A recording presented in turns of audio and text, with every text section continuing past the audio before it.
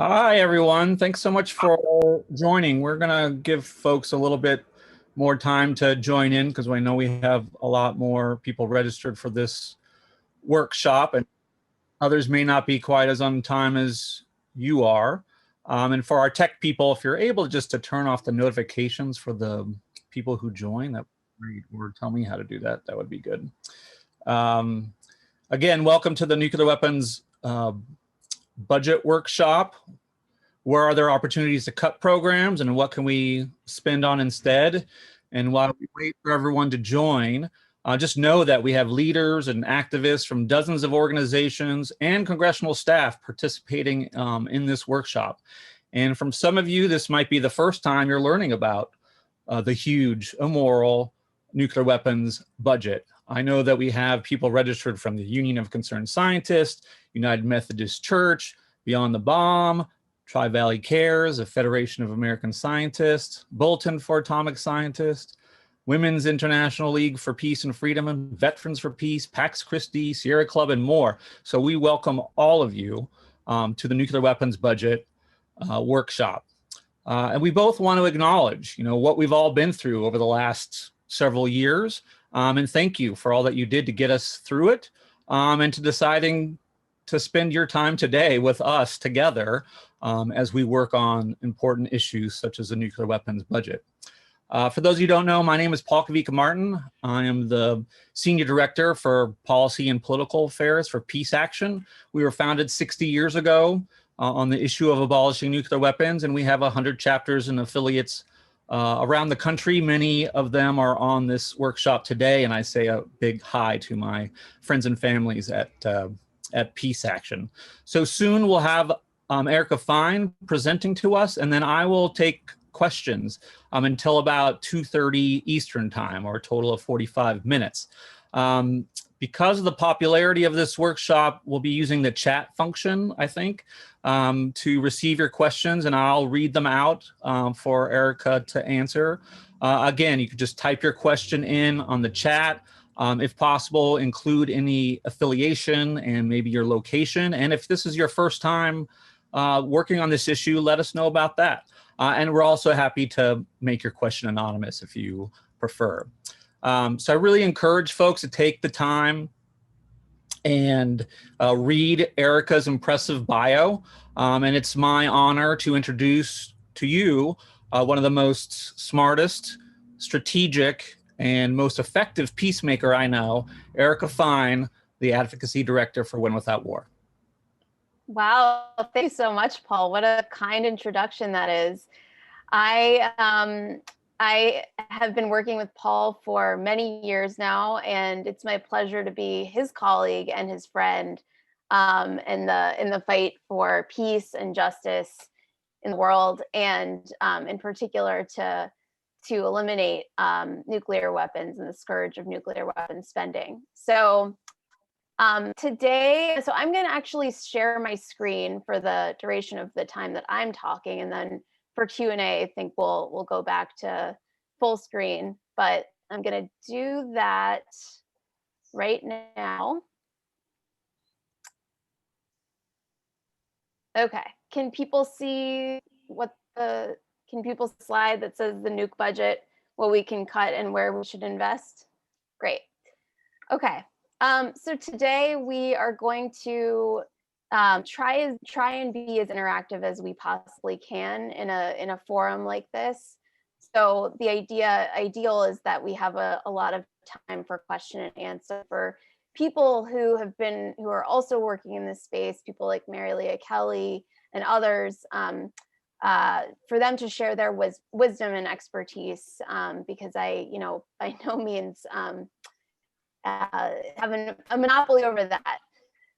So we're going to do an overview of nuclear weapons costs today and into the future.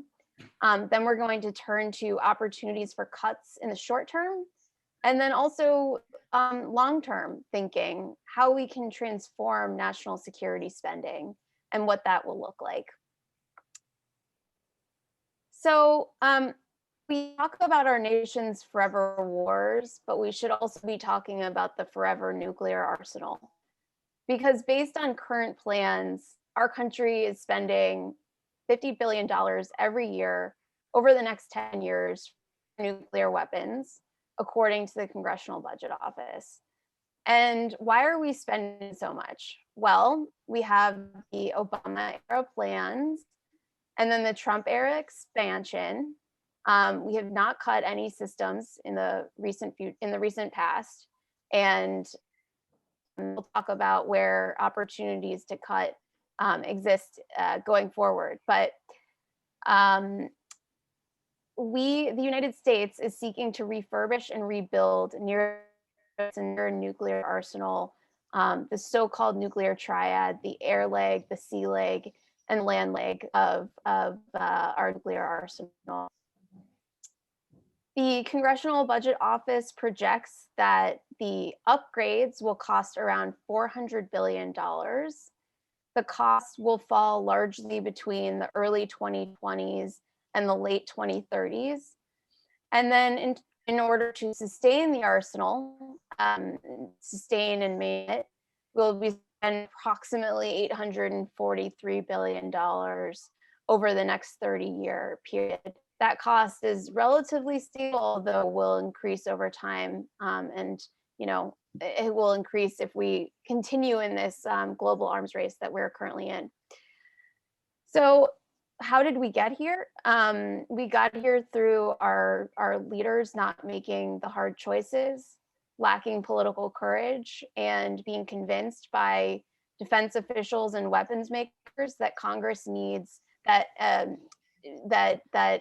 our country needs everything. It needs a new bomber. It needs a new air-launched cruise missile, new submarine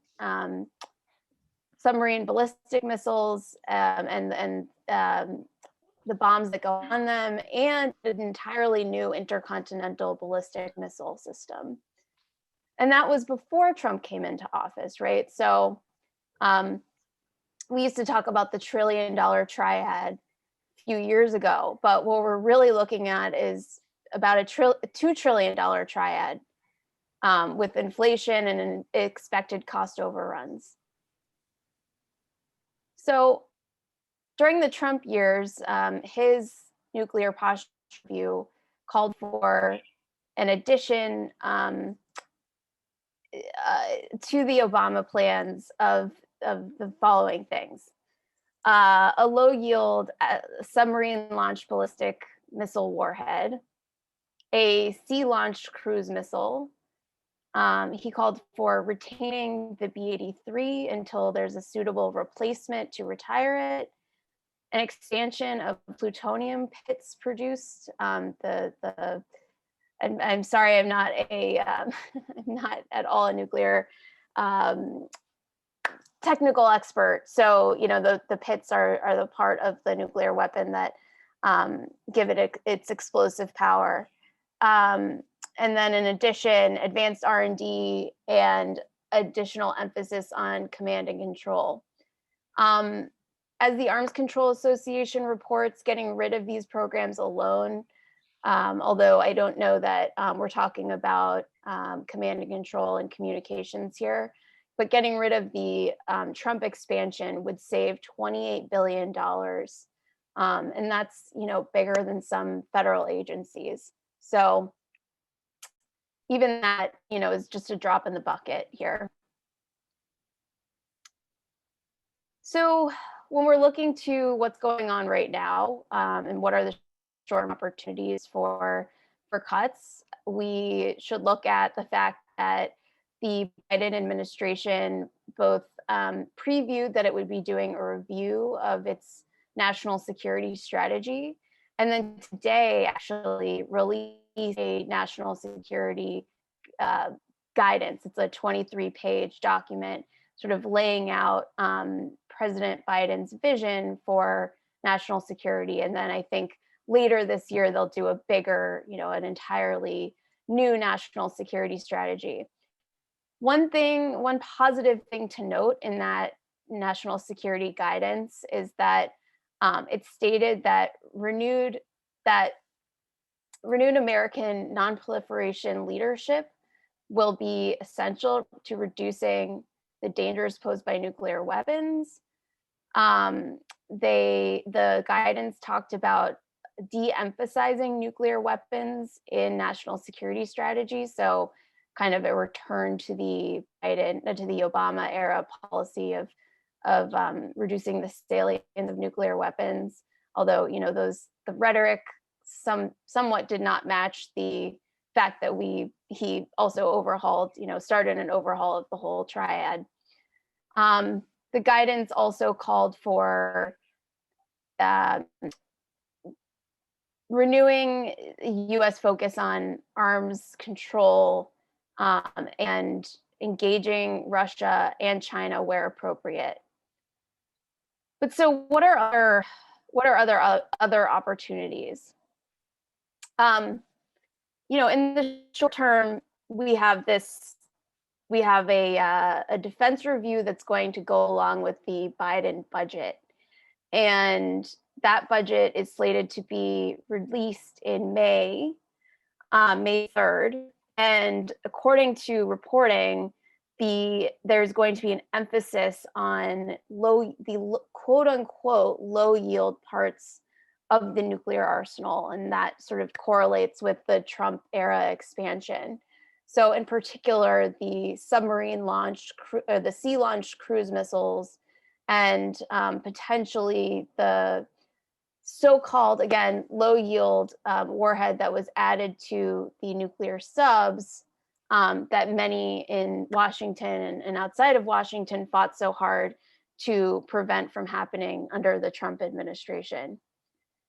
And we're also seeing members of Congress align with these positions. So just today, actually, you know, a lot of breaking news today in this front, but just today, Senator Van Hollen from Maryland and Rep. Joe Courtney from Connecticut introduced legislation to prevent the new SLCM, or the sea-launched cruise missile, from being built. And you also have Senator Ed Markey and Representative Ro Khanna offering legislation and also writing to the Biden administration on a number of nuclear issues. One of their bill will will fence off funding for building a new ICBM, and in the short term transfer $1 billion of those savings to pandemic response to the NIH and CDC. And then, of course, and I think we can get more into this in Q&A, but there's also a policy push around no first use of nuclear weapons, meaning the United States would not be the first to use nuclear. It would be a policy of the United States not to use nuclear weapons first in a conflict. You may be surprised or may not be surprised, depending on how much you know, that the US does not have such a policy today. And doing so would prevent, you know, the rationale by the defense establishment for certain types of weapons in the arsenal. So here's a big number, $740.5 billion, the cost of the Pentagon budget, which leaves ample room for the excessive nuclear weapon spending. The truth is that we really don't know where the money is going. A defense official in the last 4 years testified to Congress that the Pentagon budget may never be able to be audited, ever. And that's after many years of not even being able to even having an audit in the first place. So there's a lot of waste, but we do know that a lot of the money is going to weapons makers, and particularly to weapons makers that make nuclear weapons. So the corruption cycle between Congress and the weapons industry is, you know, alive and well. Of course, you all know that. During the last 3 years, the cumulative executive compensation paid by the top 10 defense contractors has risen by 50%, from $148 million in 2017 to $221.7 million in 2019. Every year, more than half of the Pentagon's budget goes directly to many of those same defense contractors. Make no mistake, nuclear weapons are a massive payday for the weapons contractors. And when we talk about these large numbers, it's really hard to fathom. But just know that a lot of our money is going to the weapons makers themselves. And if we're going to end this cycle, we need to hold these contractors accountable. We need to reform. I mean, there's so much we need to do, but we really need to reform our system of election laws and public financing. We're going to have a little interlude right now. This is my dog. My dog's name is Lady Fine. And I just thought we would break up the heavy discussion, and you can see my puppy Lady. We have 2 more slides left. Sorry, I'm trying to move forward. Here we go. At the height of the nuclear modernization, I almost said nuclear modernization, and I would have to put a coin in a swear jar, because we don't call it modernization, because people think of modernizing things as good, and it totally sanitizes what we're doing. So I'll keep going with upgrades. When at the height of our nuclear upgrades and spending in the 2030s, we will spend 8% of the entire Pentagon budget will be on nuclear weapons. And interestingly, it used to be a lot greater than that, but that's because nuclear weapons were much more essential part of the U.S. defense posture during the Cold War. And today, we've, at least under Obama, right, that was supposed to have diminished, and it is supposed to diminish again. But I also think that number is obscured by the fact that our budget's so big to begin with. And so we both have to shrink the top line number and shrink the budget itself.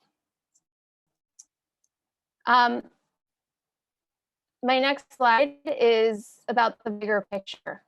So how are we, when we step back and we see what all the sort of what everything comprises of the nuclear weapon budget, it's so excessive, it's so overwhelming, there's so much to cut.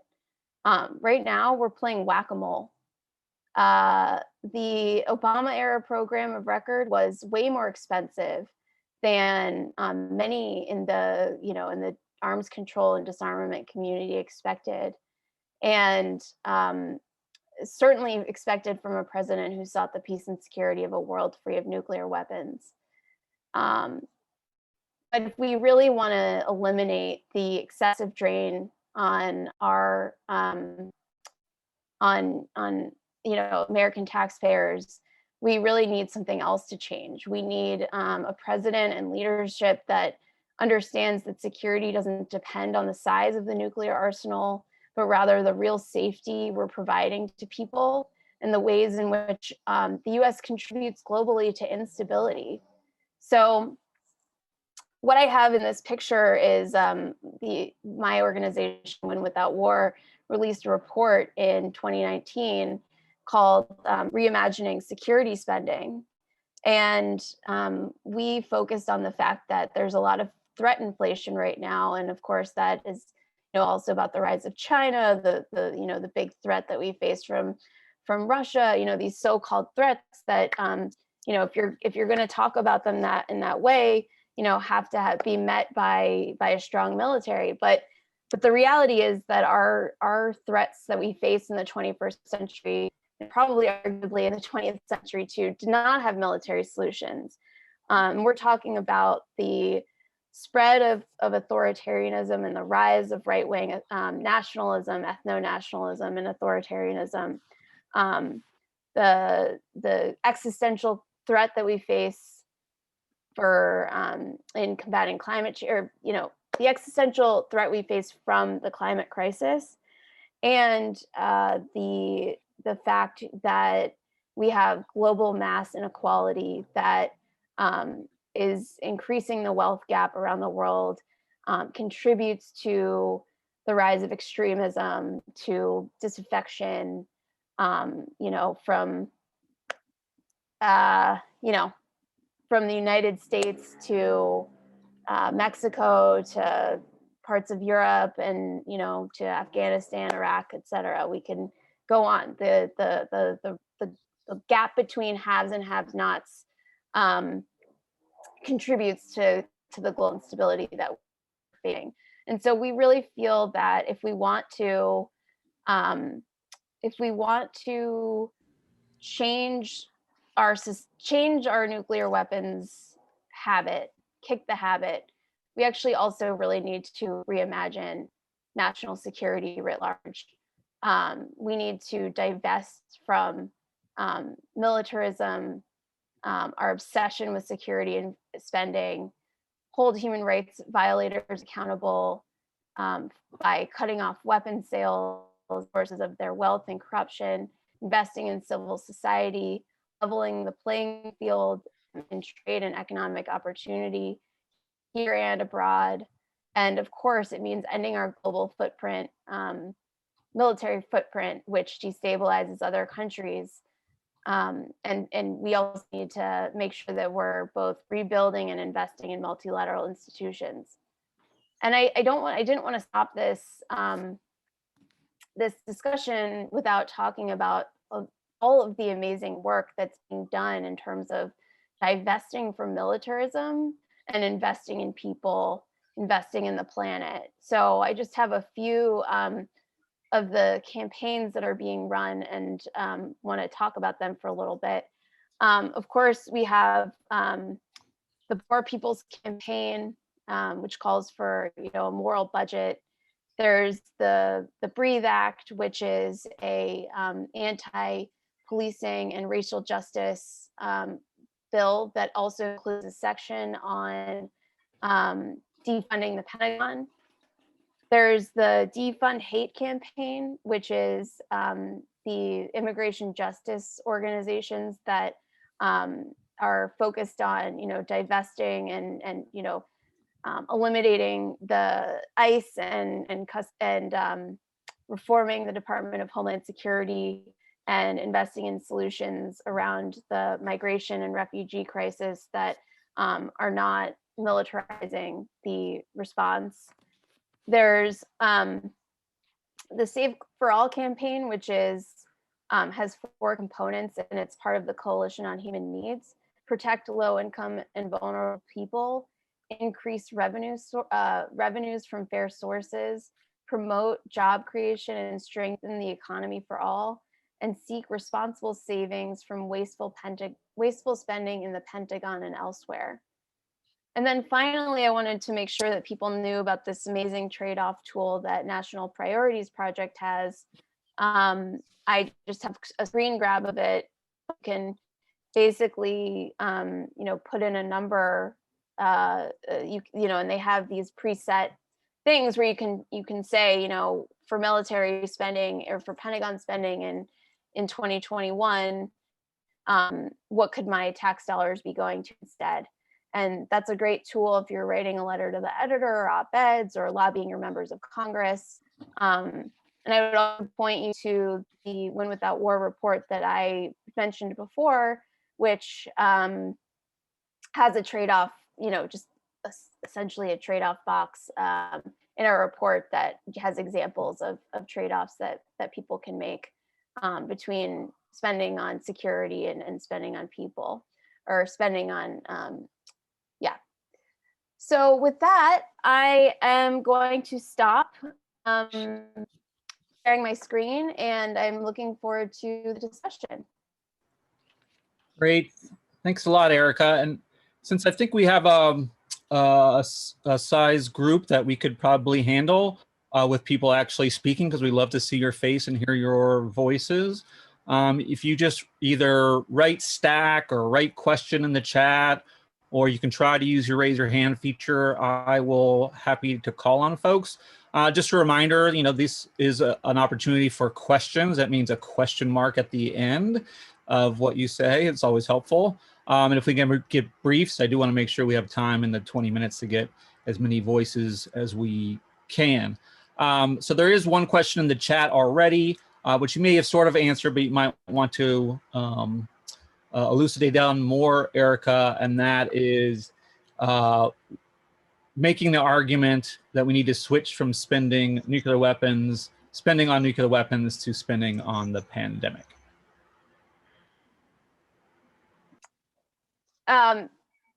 So the question is, why are we not just arguing that? I believe so. Okay. Yes, we need to be making that argument. I would flag that a lot of the organizations that are focused on sort of the big national security issues, mine included, are making that argument. I see Alan from Physicians for Social Responsibility nodding his head as well. You know, I think that the reality is that we are up against a behemoth, right, of an opposition that has saturated the airwaves. People who are inclined to sort of believe in the narrative of American exceptionalism, and so our job is really to break through that. And I think to the extent that we can, we are. And I would say that, you know, one of the things that Win Without War is focused on is reframing the national security budget so that, you know, it focuses not just, you know, it doesn't bifurcate between you know, defense spending and, you know, food insecurity and things like funding for global pandemics. And one of the most amazing things is that it's looking more and more likely that the Biden administration is going to do some of that thinking themselves, that they are going to reformulate how they do the budget. And that was in the national security guidance that was released today. We'll see what that looks like. I think it's going to be slow progress, but you know, I think it's a start. And I'd argue that our messages are making it through to them. Excellent. So Barbara Warren asks, you know, can you say anything about the Trump Space Force? Space Force! And whether it includes nuclear weapons use? Wow. It does not include nuclear weapons use. My understanding is that, you know, I guess I'm not so steeped in Space Force, but it is an excessive waste of money that, you know, it's going to cost our country a lot more money to be focused on the, you know, militarization and wars in space than it would to have, you know, we don't, you know, we're creating a whole new bureaucracy that will only, you know, think of creative ways to get money in the pockets of weapons makers through this. And so we really ought to kill Space Force. It's very popular in the Congress and, you know, with some of the public because it was this, you know, Trump made it his big initiative. I don't know of a lot. I don't know of a lot of public campaigns around it. And, you know, I do know that members of Congress are kicking around the idea of how to eliminate it. But as of right now, you know, there's no plan to include, you know, putting nuclear weapons in space. Thank goodness. That's, you know, that's a pretty low bar. If there's anyone else who wants to speak to Space Force, who knows more about it, please raise your hand and we can call on you. And meanwhile, while we wait for that person, so Marion Pack points out that, you know, we'll need more plutonium pits. That's the core of the nuclear weapon. if we're going to move forward with more development of nuclear weapons. But as it stands, we don't necessarily have the production to do that, and focusing on working on reducing the ability to produce plutonium pits, is that a good tactic for us to be using to stop the chain of development? So I'm going to actually ask Mary Leah Kelly to answer this question, because I want to bring in other voices. Mary Leah, I know you can answer this with your eyes closed. So why don't you tell people who you are and go from there? Sure, I'm Mary Leah Kelly with Tri-Valley Cares, and we're here in Livermore. We monitor one of the 2 U.S. nuclear weapons labs, the other one being Los Alamos in New Mexico. And Livermore Lab is developing a new warhead called the W87-1 that will go on top of one of the new land-based missile that Erica told you about over in the Pentagon. They're developing that. And in order to have these new warheads with new design pits that they would need roll off the assembly line, the United States is expanding plutonium pit production to more than 4 times the number of pits that are currently authorized annually. So I won't go into the whole thing about where this is happening, but this is over budget. This is horrible. This is an enabler of new warheads. For those attending this in the context of the Treaty on the Prohibition of Nuclear Weapons, you connect it to abolition by designing and developing new warheads. So cut the missile that Erica talked about, cut the Pentagon budget. There's a second budget for nuclear weapons over in the Department of Energy National Nuclear Security Administration. And that's where the money is designing warheads and expanding pit production. So all 3 of these are points where your action can make a huge difference, because all 3 of these have to happen for the new weapon to be put into the stockpile. Thanks, Mary Leah. And so, this is about information, but this is also about information, as Mary Leah says, to take action. So we did post in the chat, phone number that you can call your senators and your representative, and the White House contact webpage. So, sometime either during this or right after this, make a couple of action steps. It's hard to explain how important these calls are. A lot of members of Congress don't get a lot of calls around foreign policy and weapons. So when they do, they pay attention. So please make some calls, take some actions, spread that around. So next question I have is from John. He says, is there a vulnerability or some sort of improvement in these nuclear submarines that justifies the program or the SLICM program? And I'll just editorialize. I don't think we need improvements on weapons that can end life as we know it, but I'll post that to you, Erica. Yeah, in terms of replacing the submarine fleet that launches nuclear weapons, I believe that there's a need to replace them, because I think that from the rationale, I think from those who believe that they are part and parcel of keeping our country safe, is that they actually do need to be replaced. But there's a lot of support in Congress for the SLBMs and the submarines, the submarine fleet. And I think that it is going to be the most difficult leg of the triad. I think, if we, when all is said and done, if if the country finds religion and we only have, one leg of the so-called nuclear triad, my guess is that the submarines will be the ones that are left, because they are supposedly the most invulnerable to enemy defenses.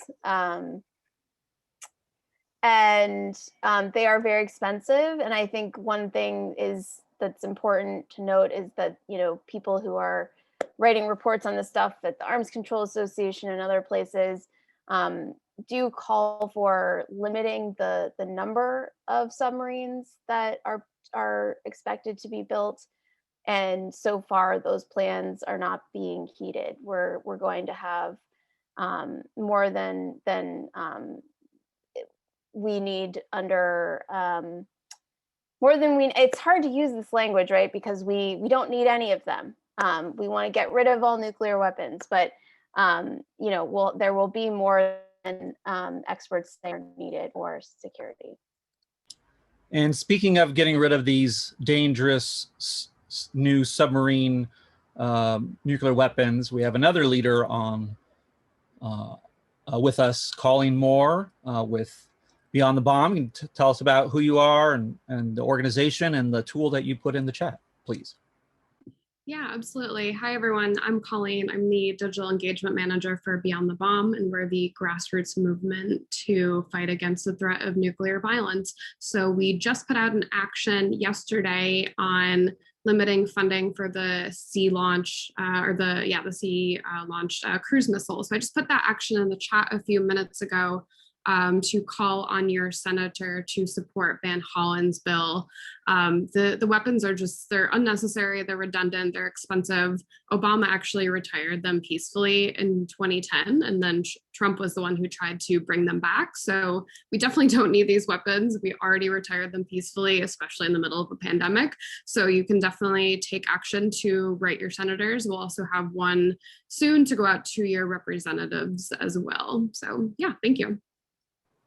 Thanks, Colleen, for your great work. And I believe since all these bills are new, like just today, and then I think the one on the new ICBMs that we don't need, the MAD missiles, that is coming out. So we don't actually have bill numbers yet, but someone can correct me if I'm wrong. But those bill numbers will be going out from various organizations when we have it. So there's a question from Cheryl who is asking Marilia, which you're happy to answer, or Erica, where does the plutonium for new pits come from? Are they from nuclear reactors, which that would be called reprocessing, I believe? Is that the source, or is there some other source? So Marilia answered in the chat. Do you want to answer that, Marilia? Yeah, so there's two parts to it. The plutonium for US nuclear weapons was created in nuclear reactors that are military nuclear reactors in the nuclear weapons complex. Savannah River, Hanford, some places you probably know. The plutonium was then separated out, as Paul said, that's called reprocessing. And the weapons grade isotope, plutonium-239, has a radioactive half-life of over 24,000 years. So the United States has a boatload of it in storage in the nuclear weapons complex and likes to move it around on trucks, and that would happen for expanded pit production. The reason I put the note in that it's the same general principle as nuclear reactors, just to point out to people that nuclear reactors in any country then have a proliferation risk, because you can separate that plutonium as well, but that's not the way the United States does it. Thanks, Marilia. Yeah, I believe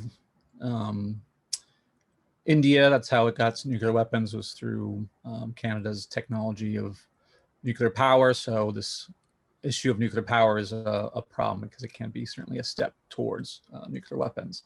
Not seeing any other questions, I'll take facilitator's prerogative and ask Erica, who used to work on the Hill and has done so much work on the Hill. If you could just talk maybe briefly about like the crazy appropriations process that's coming up and your experience as a Hill staffer on how people on this webinar can best affect their members of Congress. Sure thing, Paul. And I do see a question from Peter Schutz about, you know, the question is that we've been talking about a peacetime economy for so long, and Wouldn't it be better to get the weapons makers on our side, essentially, rather than continuing to work against them by giving them some alternative work? Peter, I do want to address that. It's definitely something that, we talk about economic adjustment, for example, like if we're going to, that has to be part of the equation. There's a lot of, big labor, for example, like they are still pretty invested in defense contractor jobs because they are jobs. But there's also the reality that spending on green energy, spending on healthcare and infrastructure will create a lot more jobs than weapons ever could. And so it's possible that, as we're transitioning to a peace economy, that we will need to essentially give the weapons companies something else to do. And a lot of these companies are themselves, they have, commercial parts of their companies as well. So it's not an unreasonable ask. And I think, but it stops there, right? They're always going to do what they need to do for their bottom line. And so it's up to Congress to the administration, is up to the government to force that change. They're never going to argue for it themselves. I think a lot of the companies are kind of aerospace oriented, and if we could accelerate more of a space program as we did in the 60s under John F. Kennedy, they would much more easily accept reductions in defense spending because the same engineers, I'm an engineer myself, the same people who are working on the nuclear missiles could then be transferred fairly easily to, other activities that they could still work in with similar things. And it could be temporary, but it could help just make the whole transition easier, I think, in getting more to a peacetime economy. Yep. And I think we have to be talking about practical solutions like that. So I largely agree with you. And then the question about Congress, how to influence Congress, I will just say briefly that we're going to see the release of two budgets this year. One is a so-called skinny budget that just has the top line numbers for the defense side of the ledger and the non-defense, which is everything else. But it also, I think, as somebody pointed out in the chat, has a lot of security related spending in it. So like Department of Homeland Security is considered non-defense, but it is of course highly militarized. We're going to see a top line budget released in either late March or early April. And then the full budget will be released in May. And there are various ways to influence the process along the way. The first is the budget committee in the House and Senate. There's also the appropriations committees, which write the bills that really fill into the details of all of the programs, and the names of the people that are most important and relevant are Senator John Tester and Senator Dianne Feinstein, who lead the Defense and Energy and Water subcommittees in the Senate. In the House, it's Representative Betty McCollum and Marcy Kaptur, who again lead the Defense and Energy and Water subcommittees. Those subcommittees are the ones that are responsible for the defense side of the nuclear weapons production and the energy, the National Nuclear Security Administration side of the nuclear weapons budget, so the bombs themselves. The best advice that I can give you is to get involved, to sign up for action alerts from organizations like Beyond the Bomb, like Peace Action, who are going to help guide you through the process. I'm sorry, also like Union of Concerned Scientists and Physicians for Social Responsibility. You know, there are so many great organizations out there that can help you with this. So, and then of course, you know, Win Without War, we would love for you to sign up for our mailing list as well and take action with us. I think we're out of time. I think so. So first, I just really want to thank Erica for her work and for sharing her expertise and knowledge. So if everyone can jazz hands or clap or however you want to do it, to Erica, yay, Erica. I don't know if this will just close down automatically. I'm happy to stay on a couple extra minutes if people have burning questions. But otherwise, thank you for taking the time. Don't forget to take this knowledge into action. We gave you some opportunities to do so. And we really appreciate everyone coming and joining us and working together to make a better world.